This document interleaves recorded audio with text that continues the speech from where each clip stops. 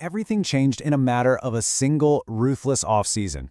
The lights just completely went out on an entire era of Miami Dolphins football. I mean, think about the era we just witnessed.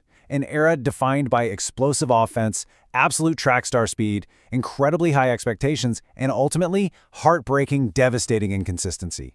You remember the freezing temperatures in Kansas City, the missed opportunities. We all watched as that championship window just violently slammed shut.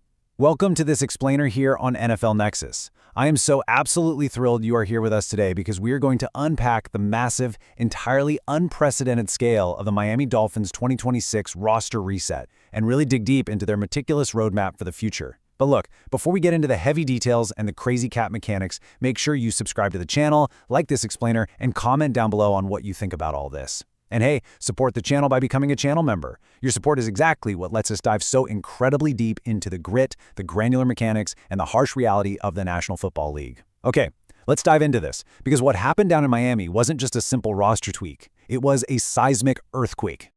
So how do you rebuild an NFL team completely from scratch? Honestly, that is the ultimate franchise-altering question currently facing Miami's front office. You look at a team that was explicitly built to contend right now, a team that just years ago boasted literally the fastest offense in NFL history, setting records left and right and carrying the massive weight of Super Bowl expectations on their shoulders, and you realize it is fundamentally, structurally flawed. It just cannot win in the trenches when the weather turns cold and the games actually matter, so what do? Do you apply a Band-Aid? Do you try to restructure a few contracts, push some money down the road, and run it back one more time? Or do you take a sledgehammer to the entire foundation? Well, the Dolphins chose the sledgehammer. They didn't just fire some coordinators or shift a few depth pieces around on the practice squad. They fundamentally detonated a core that fans had spent years heavily investing their hopes, their hard-earned money, and their emotions into. It takes a terrifying level of conviction for a general manager to look at a playoff-caliber roster and just say, this isn't good enough. Burn it down. And this slide right here brilliantly illustrates the sheer mind-boggling scale of the change we're talking about. It juxtaposes the star-studded former core with a younger, deeply transformed roster. Just look at the names on the left side. Tua Tagovailoa, Tyreek Hill, Jalen Waddle, Bradley Chubb. These guys were franchise cornerstones. Players who didn't just put fans in the stadium seats, they absolutely terrified opposing defensive coordinators week in and week out. They were the very identity of Miami football. And now, gone. Completely erased from the depth chart. And in their place, we see a collection of economical veterans and highly touted yet completely unproven rookies. Malik Willis, Caden Proctor, Chris Johnson. The tension here is just palpable. The Dolphins have aggressively traded guaranteed elite star power for the absolute unknown of tomorrow. This isn't just a transition, it is a high-stakes gamble on the very philosophy of NFL team building. They are intentionally prioritizing youth and salary cap space over established veteran talent. To really understand this, we're going to break this complex rebuild down into 5 clear stages. 1. The 2026 roster reset. 2. Miami's new payroll reality. 3. Rising star Jordan Phillips. 4. The 2027 draft vision. And finally, 5. A new foundation. Let's start right at the top with Part 1, the 2026 roster reset. Let's see how this all actually builds, beginning with the immediate aftermath of that massive 2026 offseason exodus. The dust has finally settled, the household names have all relocated, and the front office is left staring at a completely blank slate. So what exactly is the immediate contingency plan when you've just traded away the most explosive elements of your franchise? Well, rather than chasing expensive free agents in some desperate bid to remain artificially relevant, the Dolphins totally shifted gears. They focused entirely on adding long-term flexibility. They brought in economical veterans with very specific, unrefined traits and a massive chip on their shoulder. Malik Willis takes the helm at quarterback, bringing that dynamic mobility that completely changes how a defense has to play the run. Tutu Atwell injects raw vertical speed into a totally new timing-based offense. You've got David Ojabo offering incredible edge-bending athleticism that has just been unfortunately hindered by injuries so far, while Marco Wilson comes in looking for a scheme where his aggressive instincts actually fit. But make no mistake, the true heartbeat of this reset lies in the NFL draft. Offensive tackle Caden Proctor, a massive 300-plus-pound mauler who just physically dominates the point of attack, was taken in the first round alongside cornerback Chris Johnson, a defensive back renowned for his sticky, suffocating press man capabilities. Linebacker Jacob Rodriguez followed to absolutely anchor the middle of the field. You see, this isn't about winning the offseason press conference anymore. It is a slow, methodical accumulation of youth, undeniable physical traits, and long-term depth. They are strictly prioritizing scheme flexibility over immediate shiny flash. Which brings us to the financial side of things in Part 2, Miami's new payroll reality. This dramatic roster shift leads us directly into the team's fascinating and, honestly, pretty brutal new financial reality. You simply cannot execute a teardown of this staggering magnitude without leaving a massive, smoking crater in your salary cap. The financial consequences of hitting the reset button are severe, and they dictate exactly how this team must operate in the short term. So, the crucial point on your screen right now is that this massive $50 million figure represents the buyout and dead cap money going to former quarterback Tua Tagovailoa, who, as we know, is now playing for the Atlanta Falcons. Really let that sink in for a moment. $50 million, just dead money. That is the equivalent of 2 elite all-pro edge rushers, or literally an entire top-tier offensive line just vanished into thin air. It is the ghost of the previous regime haunting the current balance sheet. Because of this massive dead cap hit, the Miami Dolphins actually ranked dead last in the entire league in cash spending for the 2026 season. They are financially handicapped, they are forced to operate with one hand tied firmly behind their back, counting every single penny. It is a painful but entirely necessary consequence of deciding that the old way simply wasn't going to result in a championship.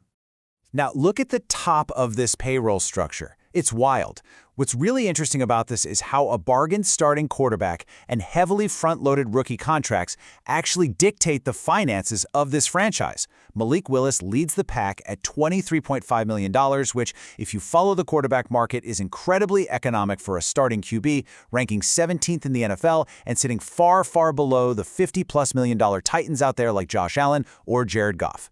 Then you have defensive tackle Zach Sealer at $16.74 million, who is a core veteran in the trenches that they desperately need to bounce back and mentor all this incoming youth. But really guide your eyes to number 3 and number 5 on this list. Kaday Proctor at over $16.3 million and Chris Johnson at $11.1 million. Guys, these are rookies. Because of the rookie wage scale and specifically structured high signing bonuses, Proctor is getting more than half the total value of his contract this exact year. By 2027, thanks to the sheer genius of these front-loaded cap mechanics, his cash figure plummets to just over $2 million. The exact same goes for Johnson. And sandwiched in between them is center Aaron Brewer, who just signed a 3-year extension with fully guaranteed 2027 compensation. They are intentionally taking the financial pain right now. They're just eating the costs and front-loading absolutely everything, so that the books are spotlessly clean for a massive, aggressive strike in free agency in the very near future. Let's look at some of the players stepping up in Part 3, rising star Jordan Phillips. Amidst these cold, hard numbers and crazy salary cap mechanics, let's look at the actual human element of this rebuild, specifically a defensive player who was seriously turning heads. Listen, you can hoard all the draft picks and salary cap space in the world, but it means absolutely nothing if you aren't developing the talent inside your own building. And right now, out on the practice fields in Miami Gardens, a monster is being built. Former player and longtime voice of the Dolphins, Joe Rose, a man who has literally seen decades of elite talent roll through these exact facilities, was absolutely blown away by the physical transformation of second-year defensive tackle Jordan Phillips during minicamp. Rose said, on the record, that he doesn't know if he's ever seen a young guy come into a simple minicamp in that kind of terrifying shape. It is one thing for a coaching staff to hype up a player to the media, but it is entirely different when a former pro, a guy who knows exactly what a championship body looks like, stares at a 22-year-old kid and is genuinely stunned by the physical leap he's taken after just one single year in the league.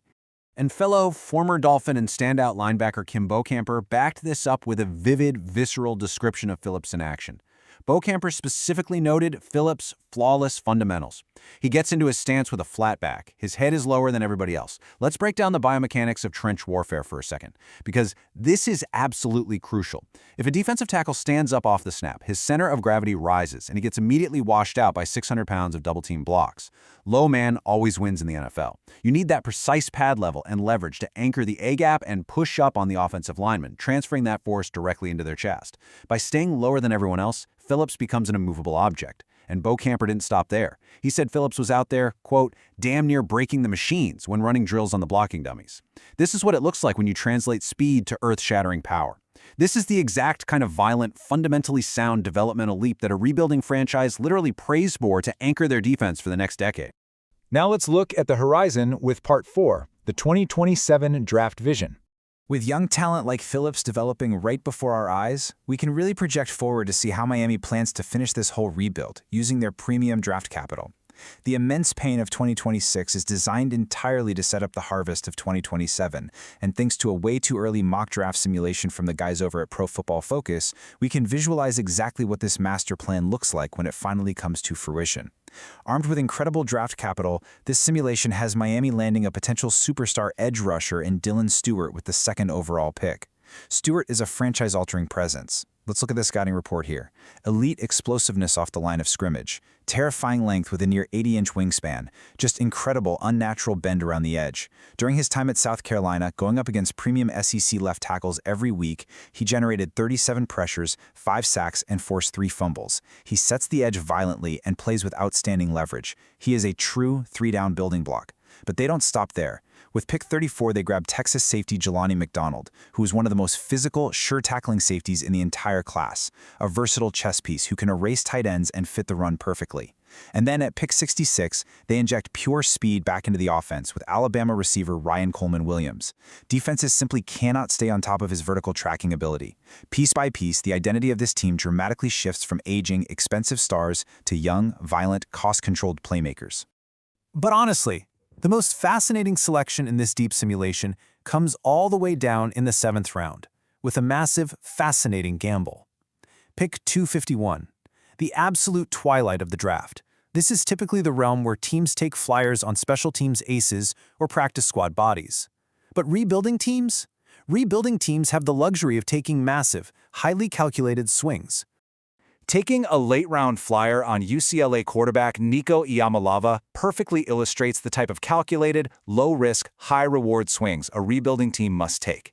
Iamaleava is a former 5-star recruit. He stands a towering 6'6". He possesses an absolute cannon of an arm, with elite NFL-ready velocity, and he has the dynamic mobility required to escape the pocket and actually thrive in modern offensive systems. The physical traits are simply undeniable. But the production at UCLA was wildly uneven. So why did he fail to meet those towering expectations? Well, he was running for his life behind a porous offensive line, taking constant hits, and was forced into a disjointed offensive scheme that completely shattered his confidence and his timing mechanics. Now, if the Dolphins were a contender trying to win a Super Bowl tomorrow, they couldn't waste precious practice reps trying to rebuild his fundamentals. But as a rebuilding squad with Malik Willis bridging the gap, they can afford to be extraordinarily patient. If Iamaleava never puts it together, the investment of a 7th-round pick is practically zero. It's a complete wash. But if he does, if this coaching staff fixes his mechanics and unlocks that raw 5-star potential, Miami walks away with the absolute heist of the century. Bringing it all home with Part 5, A New Foundation. Bringing all of this data, this complex financial maneuvering, and this exciting scouting speculation together, a clear, ruthless strategy for the Dolphins emerges. We've seen the sledgehammer tear down. We've felt the crushing weight of that $50 million dead cap hit. We've analyzed the brilliant cap mechanics of front-loaded contracts, the terrifying physical development of players like Jordan Phillips, and the aggressive, violent vision of the 2027 draft. It all points to one undeniable truth. The question is, has Miami finally found the perfect formula to build a sustainable championship caliber core from scratch, or is this just another heartbreaking false dawn? They have deliberately chosen short-term agony for long-term sustained power. They are taking all their financial hits directly on the chin right now, eating the massive buyouts and heavily front-loading their rookie deals.